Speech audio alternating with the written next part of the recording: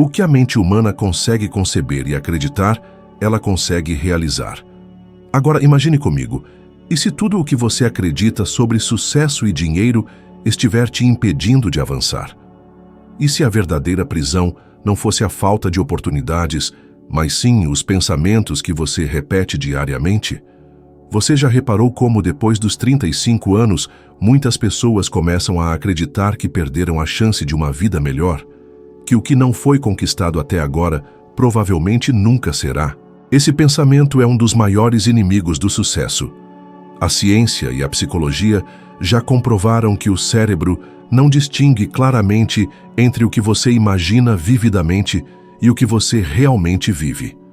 Isso significa que quando você se vê como alguém fracassado, inseguro e limitado, sua mente registra isso como verdade e trabalha para te manter exatamente nesse estado. Mas quando você se comporta, se veste, fala e age como se já tivesse alcançado seus objetivos, sua mente começa a criar novas conexões, alinhando sua vida com esse futuro que você escolheu enxergar. Pense na última vez que você disse a si mesmo: "Isso não é para mim", ou "Já estou velho demais para começar algo novo". Quantas portas você fechou sem nem perceber? Agora, imagine o contrário. E se você dissesse com convicção: "Eu mereço, isso já é meu, eu já estou vivendo isso"? Parece absurdo. É exatamente essa contradição que desperta sua mente para novas possibilidades. Roger Bannister, por exemplo, ouviu por anos que correr 1 milha em menos de 4 minutos era impossível. Médicos diziam que o corpo humano não aguentaria. Ele não aceitou esse limite. Antes de quebrar o recorde, ele se via mentalmente cruzando a linha de chegada, ouvia os gritos da multidão, sentia a respiração ofegante do esforço, como se já tivesse vencido. Até que, em 1954, o impossível se tornou realidade. E a questão é: quantas barreiras você ainda carrega que, no fundo, só existem porque você acreditou nelas? Aos 35 ou mais, você tem ainda mais motivos para aplicar essa mentalidade, pois acumulou experiências, passou por altos e baixos, e mesmo assim, muitas vezes repete padrões que não funcionam. Então, por que não mudar essa lógica? O que aconteceria se todos os dias você acordasse e vivesse como o seu eu do futuro?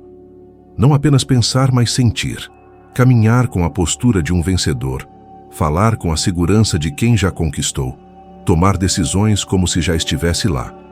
Essa prática é chamada de ensaio mental, e ela transforma a forma como você se vê e como os outros o veem. A neurociência chama isso de neuroplasticidade. Cada vez que você repete uma experiência mental com emoção, seu cérebro reforça os circuitos relacionados a essa experiência. Em outras palavras, você está treinando sua mente e corpo para viver aquilo. Se você sempre se vê endividado, inseguro e limitado, seu cérebro filtra as informações para confirmar isso. Mas se você começa a se ver próspero, digno e capaz, o filtro muda e as oportunidades que antes passavam despercebidas começam a surgir. Agora reflita, e se por 7 dias seguidos, ao acordar, você fechasse os olhos e visualizasse sua vida transformada? Como seria sua casa, seu carro, sua saúde? Que tipo de conversa você teria com seus amigos? Pode parecer exagero, mas faça o teste. Vista-se como se já tivesse alcançado um novo nível. Fale como alguém seguro e convicto. Durante esse período, observe como as pessoas ao seu redor reagem. O mundo percebe quando você acredita no que diz. Napoleon Hill viveu isso na pele. Antes de se tornar o autor de Think and Grow Rich, ele era um jovem repórter sem prestígio, sem dinheiro e sem futuro definido. Quando Andrew Carnegie o desafiou a entrevistar os homens de maior sucesso da época, Hill não tinha recursos nem influência. Mas ele assumiu a identidade de pesquisador e escritor, mesmo sem ser reconhecido como tal. Ele se comportava como alguém destinado a escrever um dos livros mais influentes do mundo sobre sucesso. Essa atitude abriu portas, fez empresários e líderes respeitarem sua presença e compartilharem seus segredos. E agora eu pergunto, você está disposto a continuar vivendo como alguém derrotado, repetindo velhos padrões, ou vai começar a agir como quem já venceu? Pense nisso, porque no final das contas, não se trata de esperar um milagre, mas de decidir quem você será a partir de agora. Seu futuro já existe dentro de você, mas só se tornará real quando você escolher viver como se ele já fosse presente. Quantas vezes você se pegou dizendo: "Estou tentando melhorar de vida"? Essa frase comum revela mais do que parece. Ela denuncia a identidade de alguém que ainda não se vê como vencedor. É como se, a cada vez que você repete isso, estivesse reforçando que ainda não é capaz, que ainda falta algo, que o sucesso está distante. Agora, compare com quem afirma: "Eu sou bem-sucedido". Percebe a diferença? A primeira expressão carrega esforço, luta, peso. A segunda transmite certeza, convicção, leveza. Aí está o segredo. Você não alcança uma nova realidade apenas mudando o que faz, mas principalmente mudando quem você acredita ser. A psicologia comprovou que a identidade é o filtro que determina nossos resultados. Pessoas que se veem como fracassadas tendem a repetir atitudes que reforçam essa visão. Elas evitam riscos, se sabotam inconscientemente, tomam decisões pequenas demais para os sonhos que dizem ter. E o contrário também é verdadeiro. Quem assume a identidade de vencedor age em coerência com essa imagem. É quase automático. Pense em alguém que se define como atleta. Essa pessoa não precisa se esforçar para acordar cedo e treinar, porque isso faz parte de quem ela é. Agora, compare com quem diz: "Estou tentando entrar em forma". Essa pessoa vive em conflito.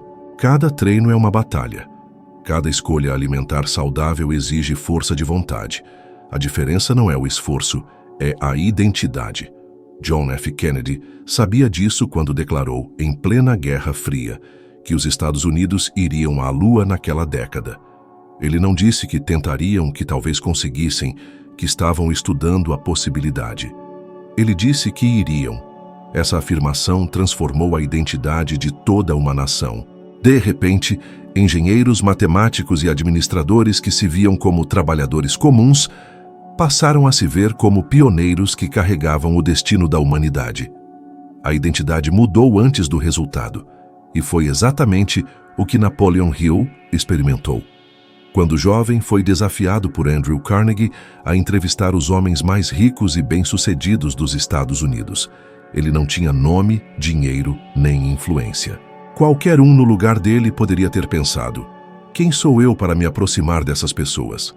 Mas Hill decidiu assumir a identidade de pesquisador, de escritor, de alguém com a missão de revelar os segredos do sucesso.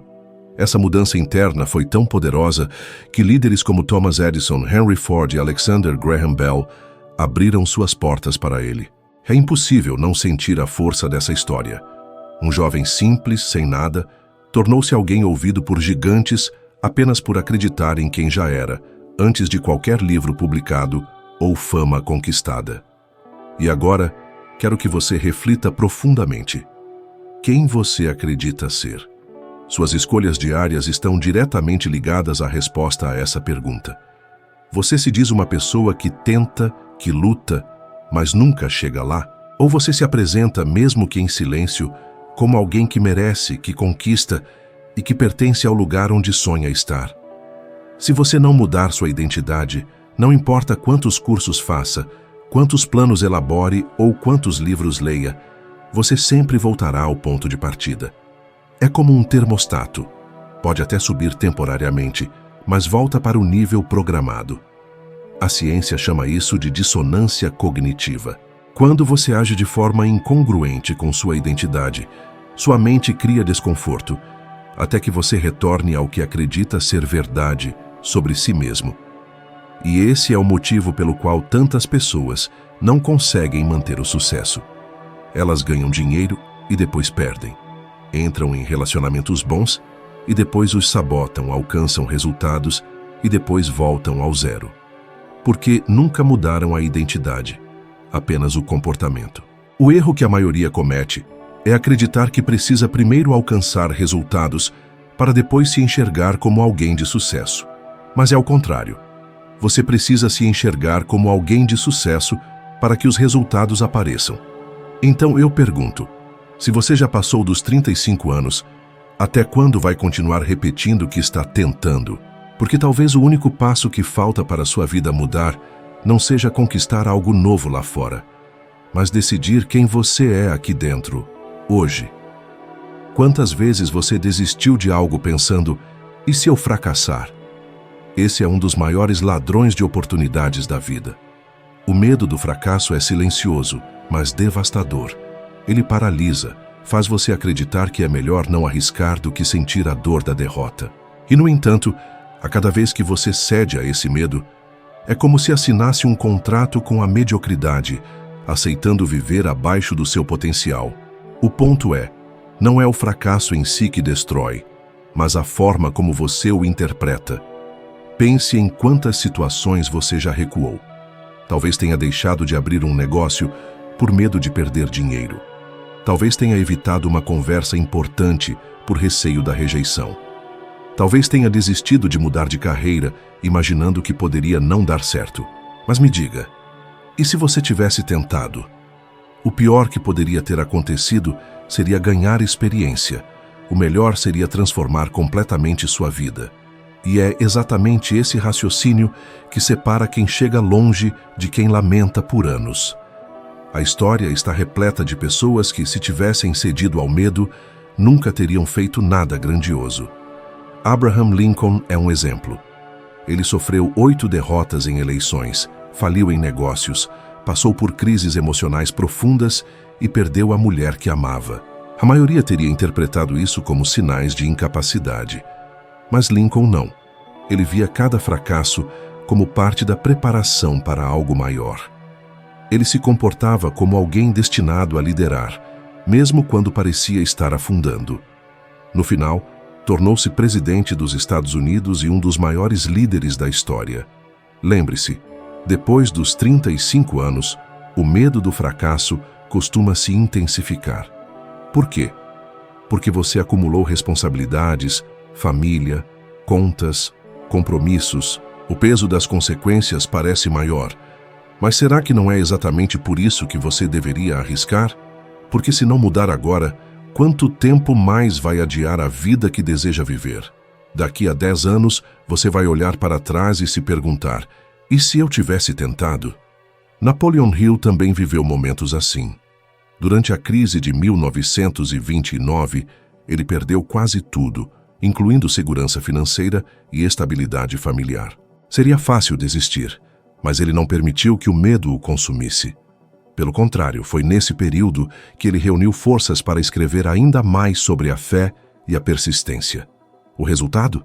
Seus livros continuaram inspirando milhões, atravessando gerações. Esse é o poder de não permitir que o fracasso seja definitivo. E agora eu te desafio. Como você encararia seus desafios se tivesse a certeza absoluta de que o sucesso já é inevitável?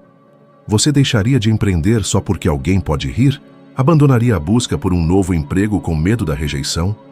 Desistiria de um sonho por causa do risco de fracasso? A verdade é que o risco existe, sempre existirá. Mas o risco de não tentar, infinito, garante que nada mudará. A maioria das pessoas superestima o que consegue em um dia e subestima o que é capaz de alcançar em 10 anos. Essa distorção leva muita gente a querer transformações imediatas, esquecendo o verdadeiro motor da mudança. Pequenos hábitos, consistentes, dia após dia. É como querer construir uma casa pelo telhado, sem perceber que alicerces sólidos se constroem tijolo a tijolo, detalhe a detalhe, incansavelmente. E quando falamos de sucesso, essa base são os rituais diários. Observe sua rotina. O que você faz ao acordar? Muitos, sem pensar, pegam o celular, mergulham nas redes sociais e começam o dia intoxicados por informações inúteis. Em meia hora, a energia se esvai, a clareza mental se perde. Imagine, então, um ritual simples, mas poderoso, para alinhar sua mente com seus objetivos. 10 minutos de visualização, 5 minutos para listar suas prioridades, alguns segundos de silêncio para se conectar com a versão vitoriosa de você. Parece pouco, mas é esse pouco que acumulado gera o extraordinário. Vince Lombardi, técnico do Green Bay Packers entendia isso como ninguém. Ao assumir um time em ruínas, ele não buscou grandes mudanças imediatas, mas rituais diários repetidos exaustivamente. Seus jogadores treinavam fundamentos básicos com tamanha disciplina que, aos poucos, a identidade da equipe mudou. Eles deixaram de se ver como perdedores e passaram a agir como campeões antes mesmo dos resultados no placar. O resultado? 5 títulos em 7 anos. A transformação não começou em dias gloriosos, começou em rituais diários. E qual a conexão com sua vida? Quais rituais você mantém? Você organiza seu espaço de trabalho como alguém próspero? Ou vive no caos, reforçando a ideia de que nada flui? Você se veste como a pessoa que deseja ser ou como alguém que apenas sobrevive? Pode parecer superficial, mas não é. Seu ambiente, sua aparência, suas palavras, tudo comunica uma identidade à sua mente. Se você vive de forma desorganizada, exausta e sem foco, não espere resultados diferentes. Napoleon Hill vivenciou isso intensamente. Durante a crise de 1929, quando a miséria assolava milhões de americanos, ele poderia ter desistido. Mas foi nesse período que ele manteve o ritual de escrever diariamente, sem saber se alguém publicaria suas ideias. Cultivava um hábito diário de disciplina que resultou em obras que atravessaram gerações. Imagine se ele tivesse cedido ao caos e abandonado seus rituais. O mundo jamais teria conhecido a lei do triunfo ou pense e enriqueça. A psicologia comprova. Ao criar e repetir rituais, seu cérebro entra em um processo chamado dissonância cognitiva. Ele não tolera a incoerência entre sua identidade atual e os novos hábitos. A mente tende a alinhar os comportamentos com a nova identidade. Por isso, no início, seus novos rituais podem parecer estranhos, até forçados. Mas esse desconforto é sinal de crescimento, pois seu cérebro se reorganiza para sustentar uma versão melhor de você. Quais rituais você tem cultivado? Porque, goste ou não, eles estão moldando sua vida. Você pode estar preso a hábitos que reforçam escassez, insegurança e procrastinação. Mas também pode construir hábitos que reforcem prosperidade, clareza e disciplina. É uma escolha.